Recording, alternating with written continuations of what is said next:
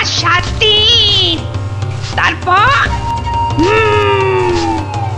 আর মাত্র 6 দিন। 5, 4, 3, আর মাত্র 3 দিন। তারপর আমার বদলা।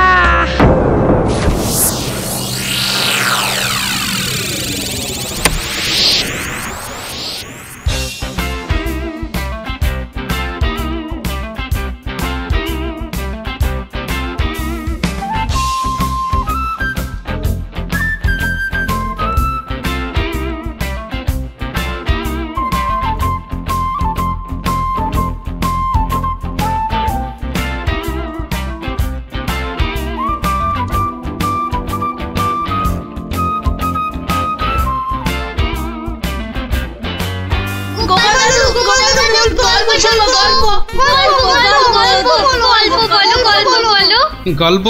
কিসের গল্প শুনবি আজ? রাক্ষসের গল্প। বাবারে, একেবারে রাক্ষসের গল্প? হ্যাঁ, না না গোপাল দাদু, রাক্ষস পুরনো হয়ে গেছে। আজ খক্কসের গল্প শুনবো। কেমন? বেশ, তাহলে শোন।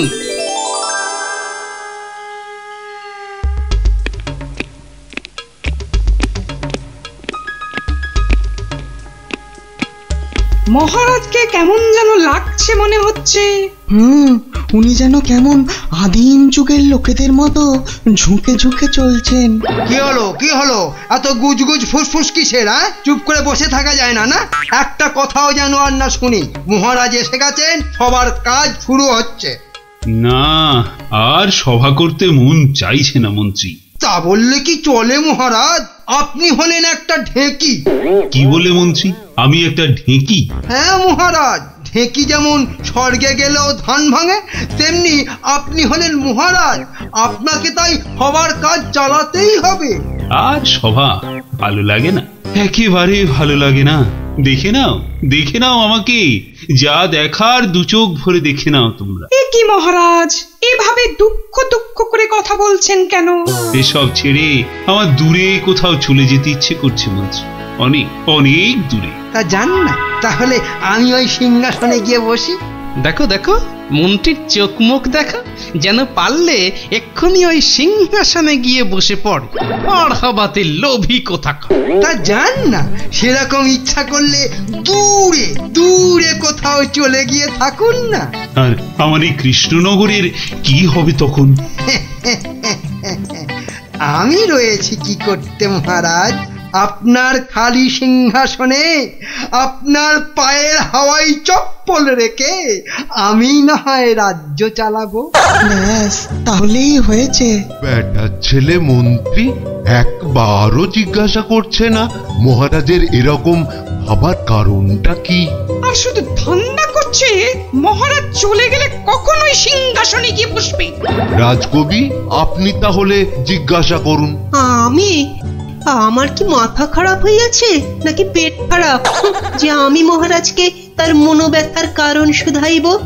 এই কাজ আমারও সাহসে কুলোবে না। তাহলে আর কি, আমরা বসে দেখি মহারাজ চলে যাক, আর বেটা মন্ত্রী খালি সিংহাসনে বসে কিভাবে তার মন্ত্রিত্ব ফলায়। কেন, আমাদের কি খারাপ কপাল আছে? তো ওই যে আমাদেরই গোপাল। হ্যাঁ গোপাল, তুমি একমাত্র মহারাজকে জিজ্ঞাসা করতে পারো। আবার বড্ড বেশি কথা হচ্ছে। এবার কথা বললে কিন্তু সভাতে কান ধরে নীল ডাউন করে দাঁড় করিয়ে রাখবো। দেখছি আমি কি করা যায়।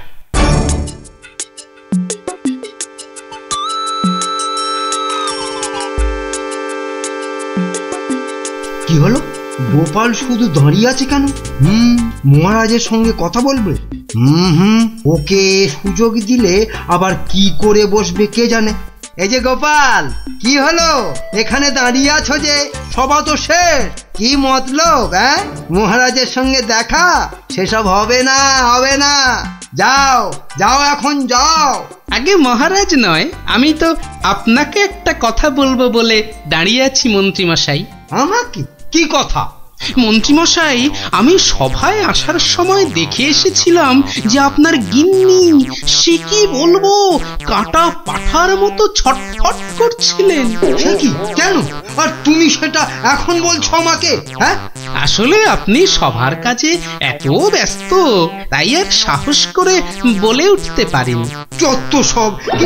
কিন্তু হয়েছেটা কি? হ্যাঁ, আর বলবেন না মন্ত্রী মশাই, একটা পিঁপড়ের কামড়ে গিন্নি মায়ের পা থেকে সিকি রক্ত গল গল গল গল করে বেরোচ্ছিল। বাবা, দেখেই তো আমার প্রায় ভিড়মি খাবার জোগা। ওহ, আর তুমি সেটা দেখে এসে এতক্ষণ চুপ করে বসে রইলে? হ্যাঁ, এক্ষুনি যাই আমার গিন্নির কাছে, কি না কি হয়েছে। ওহ, আমার হয়েছে যত জ্বালা। হ্যাঁ মন্ত্রী মশাই, যান যান যান। ব্যাস, এবার রাস্তা পরিষ্কার। ওই যে মহারাজ আসছেন। মহারাজ। কি তুমি এখনো বাড়ি যাওনি? না মানে যেতে পারিনি আর কি। কেন গোপাল, কি হয়েছে? আসলে মহারাজ, সবার সবাইয়ের খুব মন খারাপ। মানে আপনাকে এরকম মনমরা দেখে আমাদের কারোরই মন ভালো নেই মহারাজ। আসলে তোমরা আমাকে খুব ভালোবাসো তো, তাই। কিন্তু মহারাজ, আপনার এরকম অবস্থা হয়েছে কেন মহারাজ? আমাকে বলুন। শুনবে? শোনো তাহলে। বছরখানেক আগের কথা। জঙ্গল থেকে শিকার করে ফিরছিলাম, বিকেল হয়ে গেছে। তাই ভাবছিলাম কৃষ্ণনগরে ঢোকার আগে একটু জিরিয়ে নি। তাই জঙ্গলের বাইরে বসে একটু জাম খাচ্ছিলাম। তো তখন জামগুলো খেতে দারুণ মিষ্টি তো। আসলে জঙ্গলের জাম তো।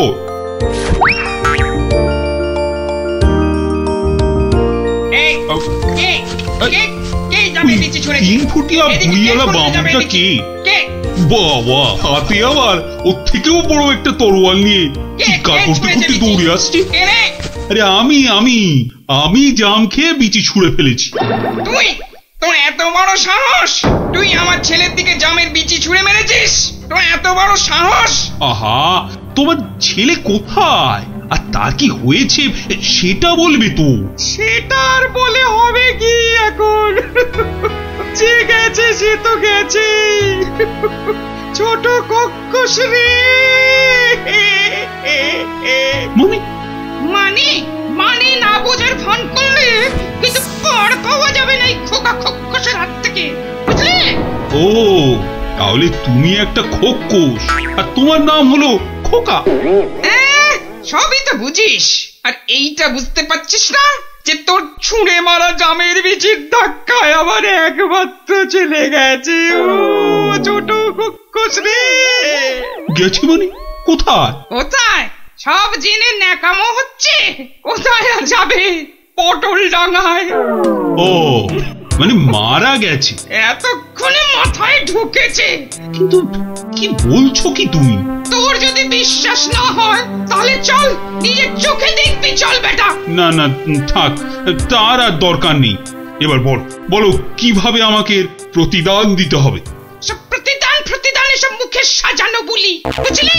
আমি আমার ছেলের মৃত্যুর প্রতিশোধ চাই। প্রতিশোধ। থাক, তোমার ওই 3 ফুটের চেহারায় আর 5 ফুটের তরোয়াল নাচাতে হবে না, মাথা ঘুরেই পড়ে যাবে। আমি প্রতিশোধ চাই, খুন কা পাতলা খুন। ও ঠিক আছে, আমাকে তাহলে 1 বছরের সময় দাও, তারপর আমি নিজেই আসবো তোমার কাছে। তখন তোমার যা ইচ্ছে আমাকে নিয়ে করো, কেমন? তো সেই 1 বছর শেষ হচ্ছে সামনের সোমবার। তাই আমার মন খুব খুব খারাপ গোপাল। মহারাজ, আপনি ওই খোকসকে তো 1 ফুঁতেই উড়িয়ে দিতে পারতেন মহারাজ। না গোপাল, আমি হলাম মহারাজ, আর রাজ্যের সবার ভালো মন্দ দেখার দায়িত্ব আমারই। আমি ও কাজ করতে পারি না। তাহলে মহারাজ, আপনি খোকসের কাছে যাবার সময় আমাকে সঙ্গে নিয়ে যাবেন। না, আমার দোষের শাস্তি তুমি বা পাবে কেন গোপাল? বাহ, দোষটা আসলে কি বা কতটা সেটা দেখতে হবে না? তারপর তো শাস্তির কথা। বেশ, তাহলে চলো।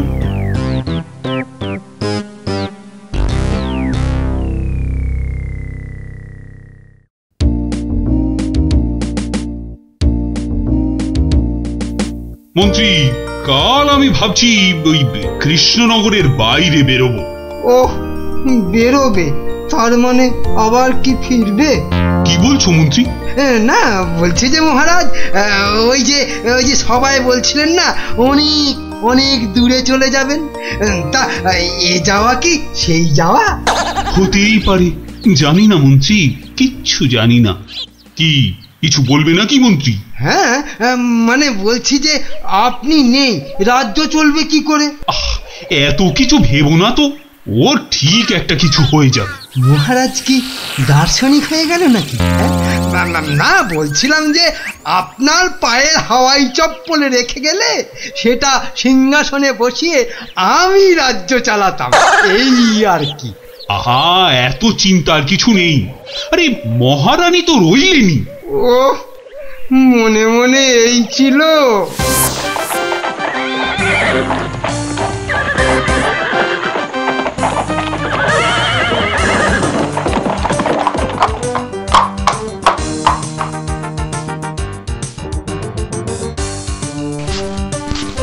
কই কই, কোথায় তুমি? কোথায় তুমি খোকা খোকস? খোকা, আরে ও খোকস! খোকা, কোথায় ভাই তুমি বোকা? বেরিয়ে এসো। কে রে? কে ওখানে আমাকে নাম করে ডাকে? কার এত বড় সাহস? এই যে আমি কৃষ্ণচন্দ্র। আমি চন্দ্র সূর্য জানি না, শুধু জানি আমার ছেলের মৃত্যুর প্রতিশোধ দিতে খুন কাপাতলা খুন। বাবা, আমার থেকেও বেটে ওই চেহারায় আবার দ্বিগুণ চেহারার তলোয়ার। এই যে আমি কথা মতন 1 বছর পরেই আবার হাজির। না, এবার তুমি আমাকে নিয়ে যা খুশি তাই করতে পারো। আমি তোকে এবার একটু আটকাচ্ছি খোকা বাবু, কিছু মনে করবেন না। এই পেটেটা আবার কে রে? বাবা, আমাকে আবার বেটে বলে? কি বললে? বলছি তোমার ছেলেকে একটু দেখবো, মানে কতটা নরম সে, যে কি করে জামের বিচির আঘাতে মারা গেল। কি বললি? হ্যাঁ, আমার ছেলে নরম? হাসালি আমাকে তুই। চল চল, তাহলে আমার ছেলেকে দেখবি, চল। এখনো একইভাবে শুয়ে আছে।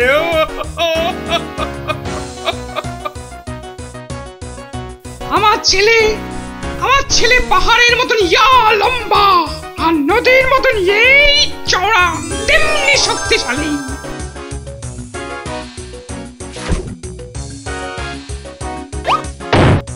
কি খেত জানো আমার ছেলে?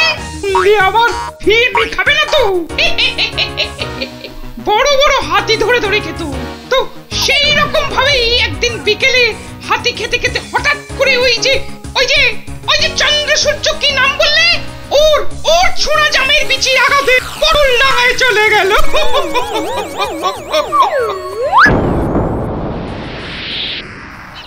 বাবা, তোমার এই বিশাল দৈত্যের মতো ছেলে একটা জামের বিচির আঘাতে মারা গেল? তাহলে কি আমি মিথ্যে কথা বলছি? মহারাজ, একটা কাজ করতে হবে যে। কি কাজ? যেমন করে হোক ওই ছেলের মুখটাকে ফাঁক করতে হবে মহারাজ। দেখি তোমার এই তরোয়ালটা দাও দেখি। সেইটি হচ্ছে না, আমার তলোয়ার দিয়ে আমাকেই মারবে? তোদের এইটাই মতলব না? আরে কোনো মতলব টাতলব নেই হে, দাও তো। মহারাজ ধরুন তো, আমি ধরছি পেছন থেকে। এবার গোপাল ছেলেটার মুখটা ফাঁক করে দেওয়া যাবে, কিন্তু আমার মাথায় তো কিছুই ঢুকছে না। আপনি ফাঁক করার চেষ্টা করুন, আমি ততক্ষণে বেশ কিছু কলার কাঁদি জোগাড় করে নিয়ে আসি মহারাজ। এটা কি হচ্ছে নাকি? বলি, এটা কি হচ্ছে? এই তো। কি করছোটা কি তোমরা? তোমার ছেলের জ্ঞান ফেরানোর চেষ্টা হচ্ছে ভাই খোকস। বলো কি গোপাল? আমার ছেলে তাহলে পটল ডাঙায় যায়নি? কি বলছো কি তোমরা? মনে তো হয় না মহারাজ। সরে আসুন, যখন তখন হাতি বেরোতে পারে। যা ভেবেছি ঠিক তাই হয়েছে। কোটা একটা হাতি বেরিয়ে এলো গোপাল। এই যে খোকা খোকস, জামের বিচির আঘাতে কিচ্ছু ঘটেনি, গোটা হাতি খেতে খেতে একটা হাতি গলায় আটকে গিয়ে ছেলের দম বন্ধ হয়ে গেছিল। বাঁচালে গোপাল, বাঁচালে। মরার পর অন্তত কাউকে মেরে ফেলার জন্য আমাকে নরকে যেতে হবে না। হ্যাঁ, কি আনন্দ, কি আনন্দ! আমার ছেলে বেঁচে উঠেছে, শুনছো তোমরা? কি মজা, কি মজা! আমার ছেলে বেঁচে উঠেছে। আরে কি মজা, কি মজা! শুনছে সবাই? আমার ছেলে বেঁচে উঠেছে। কি মজা, কি মজা! আমি আর আমার ছেলে মিলে খাবো হাতি ভাজা, হাতি ভাজা। কি মজা, কি মজা! চলো চলো গোপাল, সবাই ফিরে তো আবার তোমার পুরস্কারের ব্যবস্থা করতে হবে। পুরস্কার? এসব আবার কেন মহারাজ? বাহ, তুমি আমার জীবন রক্ষা করলে, আমার গিন্নিকে বিধবা হওয়া থেকে বাঁচালে, আর আমি তোমাকে পুরস্কৃত করব না, তা কি কখনো হয়? মহারাজের জয় হোক, জয় হোক মহারাজের। দারুণ দারুণ। ওহ, একটা জ্যান্ত গোটা হাতি গলার কাছে আটকে ছিল। বাবা, দেখলি তো, রাক্ষসের গল্প না শুনে খোকসের গল্প শুনে কি দারুণ মজা হলো। আবার আরম্ভ করলি তো? এই না না না, কোনো ঝগড়া নয়, কোনো ঝগড়া নয়। গল্প শেষ, এবার যে যার মতন সোজা বাড়ি। চল চল। কাল কিন্তু আবার এই সময় এই জায়গায় দেখা হবে তো? তা আবার হবে না। পড়া ভুলতে পারি, কিন্তু ওই বিকেল বেলা গল্প শোনার কথা কিছুতেই ভুলবো না। বেশ বলেছিস, হ্যাঁ।